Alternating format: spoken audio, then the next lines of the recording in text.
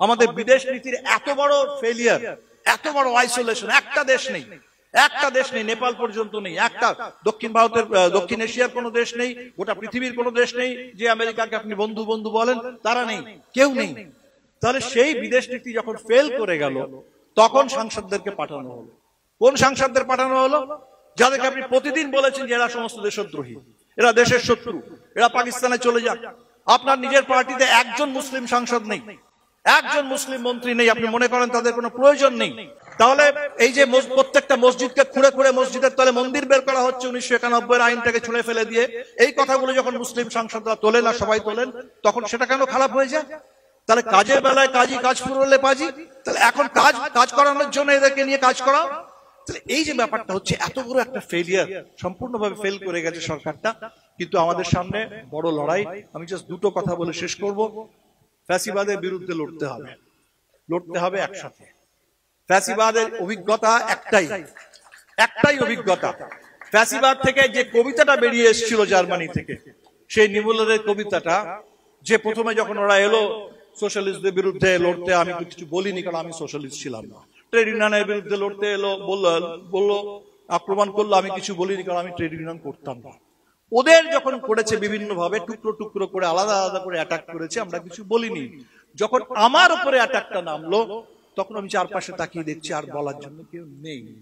This is fascism, this is fascism. যখন আসে এক এক করে, যখন অ্যাটাক করে, আমরা অনেকে চুপ করে থাকি। আমরা একে অন্যের যে তার যে দুঃখ, তার যে কষ্ট, তার উপরে যে আক্রমণ, সেটা বুঝি না।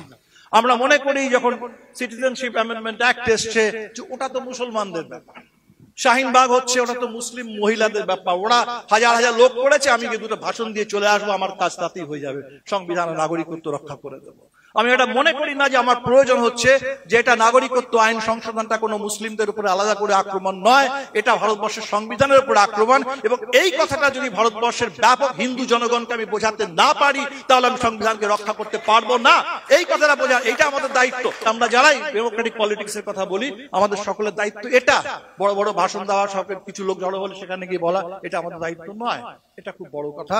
আমার মনে হয় এইটা আজকে বোঝা দরকার, যে কি করে যখনই কিছু ঘটছে, কোথাও কিছু ঘটছে, কি করে একে অপরের পাশে দাঁড়াতে পারে। এই বড় ঐক্যটা দরকার, এই বড় ঐক্যটা দরকার, এই লড়াইটা। এবং এই লড়াইটার আর্জেন্সিটা খুব বোঝা দরকার। এই লড়াইটা খুব আস্তে আস্তে, ধীরে সুস্থে লড়বো, গয়নগচ্ছ ভাবে লড়লে হবে না। এই লড়াইটা এইভাবে লড়া যাবে না। এই লড়াইটাকে খুব দূরে রিমোট কিছু ভেবে এখন আপাতত এটা করি, পরে ওটা দেখা যাবে, এটা করলে হবে না। কারণ খুব দ্রুত এমন একটা সময় আসবে যখন আর কিচ্ছু থাকবে না, যখন আর কিচ্ছু বাঁচানোর জন্য থাকবে না, কেউ থাকবে না। আর তাই যতক্ষণ আছে তো ফ্যাসিবাদের বিরুদ্ধে আমি সেই জন্য যারাই খুব ফ্যাসিবাদ আর কিছু না, একটা ডেফিনিশন ছিল, it's an open dictatorship, open terrorist dictatorship. তার মানে ফ্যাসিজম হচ্ছে republic of fear, republic of fear and republic of fetters. আমরা চাই একটা রিপাবলিক অফ ফ্রিডম। আর তাই ভয় পেলে তো একদম চলবে না।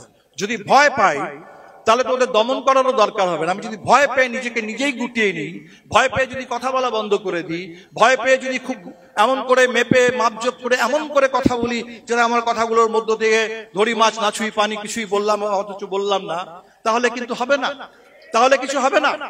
তাহলে কথাটা ওইভাবে বলতে হবে, সরাসরি বলতে হবে, নির্ভয় ভাবে বলতে হবে, ভয় নেই, নির্ভয় মা ভয়। তাহলে এই ভয়হীনতাটা খুব দরকার।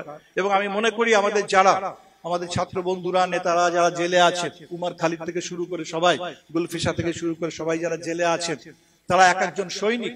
আজকে তাদেরকে বলা হচ্ছে তারা দেশদ্রোহী, আজকে তাদেরকে বলা হচ্ছে তারা দেশদ্রোহী, কিন্তু একটা দিন, এই দিনটা লম্বা চলবে না, ভারতবর্ষে এই ফ্যাসিবাদ সবকিছু ধ্বংস করে দিতে পারবে না। আমি মনে করি, বিশ্বাস করি যে এই স্বাধীনতা আন্দোলন আমাদের অনেক কিছু দিয়েছে, আমাদের দেশে এই ঐতিহ্য আছে, আমাদের মধ্যে এই চেতনা আছে, এটাকে আমরা ঠেকাতে পারবো, আটকাতে পারবো।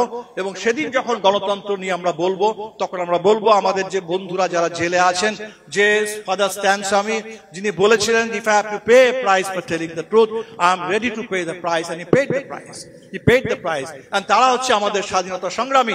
আজকে ফ্যাসিবাদের বিরুদ্ধে দ্বিতীয় স্বাধীনতা লড়াইয়ে তারা আমাদের স্বাধীনতা সংগ্রামী।